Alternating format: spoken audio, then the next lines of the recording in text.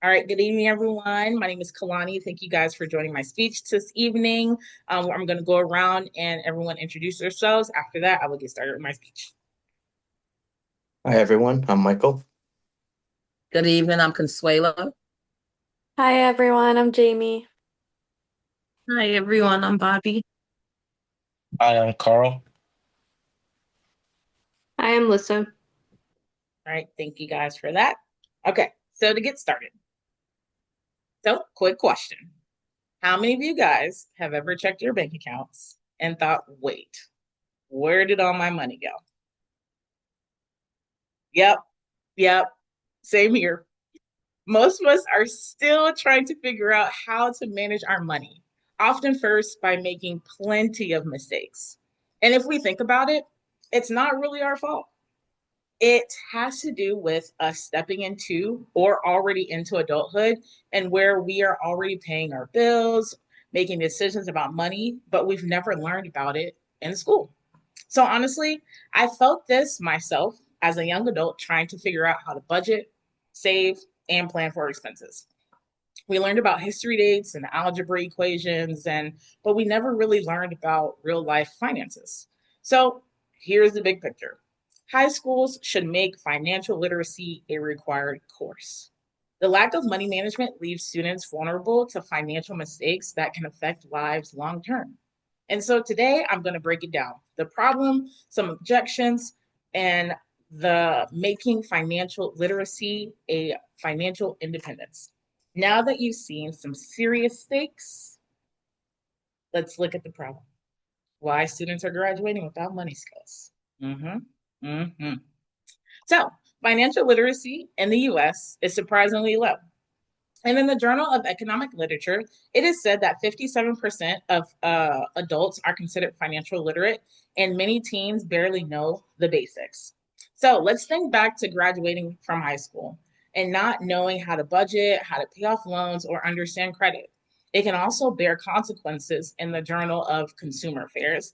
It states that graduates often make preventable mistakes like taking on debt that can handle or miss payments, and students from lower income families face an even larger challenge since they may not get financial guidance at home.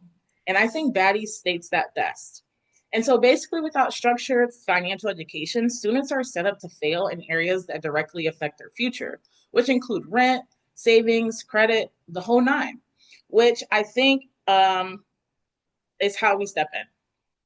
So, so I think that some people argue that schools are already overloaded with classes, which I think is why they don't want to incorporate it. And adding another requirement is just not realistic. But here's the thing financial literacy supports other subjects as well. So, in that same journal, it states that it says that learning that budgeting or loans, oh, wait, learning about budgeting or loans helps students apply math in real life, and other states that money lessons belong at home. But the problem is not all families have the resources, knowledge, or time to teach.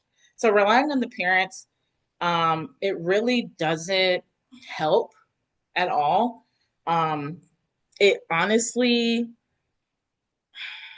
I would say, like, it honestly, it doesn't give like the kid the proper kids don't have the proper resources at home. Like your family might not have the proper resources as someone else might not have. And so I think that many of them, the courses are just not like are inconsistent, I would say. So I think my point is that they should make it mandatory and not just like something that's like more of like valid concern, I would say. So yeah. So going on to my solution is very simple. States should require a personal finance course for graduation. Students should learn the essentials like budgeting, credit, debit, taxes, saving, investing, and the economics of education review. There are states that already mandate the financial education. They lower delinquency, they improve financial behavior. And these lessons, they give the students those immediate results. So, and I think we should be providing those teachers with like specific curriculum. And I don't know if you guys remember those attending or hearing about JA Beztown and ideas, JA Beztown, where we were able to, what was it? We were able to like write checks for the first time and like be able to like be CFOs and CEOs and partnering. I think we should incorporate that again. We should be partnering with like financial institutions where we can do like real life and real world hands-on experience and engagement. So I think that a mandatory course, it ensures that students, no matter their background, we graduate and we're ready with the financial confidence and the knowledge of financial literacy. Um, and also being in control of that financial literacy. So, and if we implement these strategies, I think that the students would leave high school like both knowing and having that confidence that they're ready to like leave and like become adults. Because I know for myself, I once I left my parents' house, I don't think I was ready financially to do it. I still had to like ask and be like, Mom, like, how do I do this? Or like, how do I budget for this? And it was definitely something that I feel like I needed, like a home ec class. Like, I feel like we should have had that as well as a financial literacy class, just knowing how to live like on our own. So, wrapping all of this up and why it matters, I think that high schools just need to make a financial literacy course a requirement. Just because too many of us are leaving without the skills to handle money effectively. At the end of the day, there's a lot of us that are ending up in debt, like countless amount of debt, and not knowing how to get out of debt.